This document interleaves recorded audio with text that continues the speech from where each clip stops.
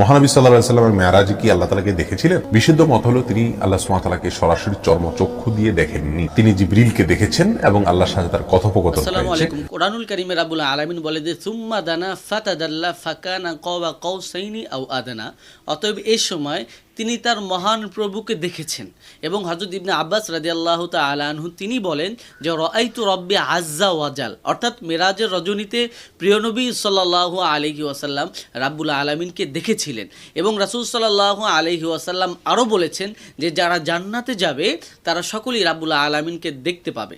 এখন আমরা কোরআন থেকে এবং হাদিস থেকে যেটা প্রমাণ পেলাম যে রাসূল সাল্লাল্লাহু আলাইহি ওয়াসাল্লাম মেরাজের রজনীতে সরাসরি আল্লাহর সাথে সাক্ষাৎ করেছেন এবং আল্লাহকে দেখেছেন। এবং সেখান থেকে আমরা তাশাহুদ পেয়েছি আরশে আজিমে যখন সেজদায় পড়েছিলেন তখন তিনি বলেছিলেন যে আত্তাহিয়াতু লিল্লাহি ওয়াস সালাওয়াতু ওয়াত তাইয়্যিবাত, যে সমস্ত রকমের পবিত্রতা, প্রশংসা এবং সালাত, ইবাদত সব কিছু মহান প্রভু আপনার জন্য।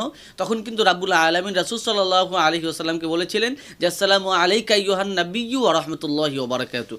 যাই হোক, আপনারা এই ঘটনাগুলো জানেন বা তাশাহুদের মর্মটা আপনারা জানেন। তো আমরা মোটামুটি প্রমাণ পেয়েছি যে রাব্বুল আলামিনের সাথে রাসূল সাল্লাল্লাহু আলাইহি ওয়াসাল্লামের সাক্ষাৎ হয়েছে, নবী সাল্লাল্লাহু আলাইহি ওয়াসাল্লাম রাব্বুল আলামিনকে স্বচক্ষে দেখেছেন।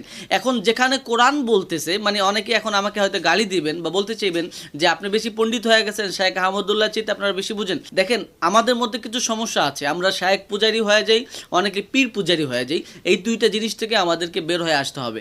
ব্যক্তিগতভাবে শায়েখ আহমদুল্লাহকে আমি খুব পছন্দ করি, মিজানুর রহমান আজারিকেও আমি খুব পছন্দ করি। এই দুইটা ব্যক্তিকে আমি খুব পছন্দ করি। শায়েখ আহমদুল্লাহকে পছন্দ করি কারণ তিনি দেশের জন্য, দেশের মানুষের জন্য অনেক কিছু করেছেন এবং তিনি অবশ্যই বড় একজন গবেষক, ভালো আলেম, এটা নিয়ে আমার কোনো সন্দেহ নাই। তবে আমি বিশ্বাস করি যে তিনারও ভুল হতে পারে, তিনিও ভুল করতে পারে। কোনোভাবেই আমি কারো অন্ধ পূজারি নয়। যেই ভুল করবে বা যারই গবেষণার মনে হবে যে আমার কাছে ভুল হয়েছে, আমি অবশ্যই সেটা ধরাই দিব।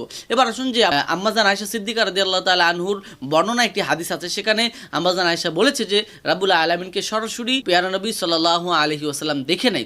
সেই হাদিসটাও আছে। এদিকে ইবনে আব্বাসের হাদিস হচ্ছে যে রাসূলকে রাব্বুল আলামিন দেখেছেন এবং কোরআনের সাথে হযরত ইবনে আব্বাস রাদিয়াল্লাহু তাআলা আনহুর হাদিসটা পুরোপুরিভাবে মিলে যাচ্ছে। এবং ইবনে আব্বাসের আরেকটা হাদিস আছে যেখানে ইবনে আব্বাস বলেছে যে রাব্বুল আলামিনকে রাসূল সাল্লাল্লাহু আলাইহি ওয়াসাল্লাম দুইবার দেখেছেন। তো রাব্বুল আলামিন যেহেতু বলে দিয়েছে রাসূলকে দেখেছে, সুতরাং আমি মনে করি এখানে কোনো রকমের কোনো তাবিল না করাই ভালো। দুইটা বর্ণনাই তো আছে, কিন্তু যেখানে কোরআনের সাথে হাদিসটা মিলে যাচ্ছে আমরা সেটা নিলে সমস্যা কোথায়?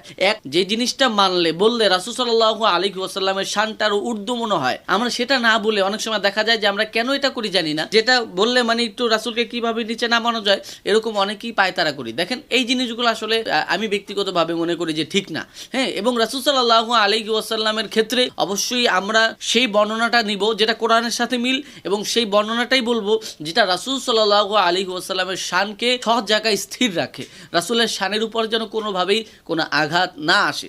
এরপরও যদি আপনাদেরকে বলতে মনে চায় তবে দুইটাই বলা উচিত, যে ইবনে আব্বাস থেকে যে হাদিসটা আসছে রাব্বুল আলামিনকে রাসূল দেখেছে এটাও বলা উচিত, কোরআনের সাথে মিলায় বলা উচিত, আম্মাজান আয়েশাটাও বলা উচিত, সব কিছু বলা উচিত। শুধু একটা সাইড আপনি বলে দিবেন যেটা কোরআনের সাথে মিলাচ্ছে এটা আপনি লুকায় রাখবেন, এই জিনিসটা কিন্তু ঠিক না।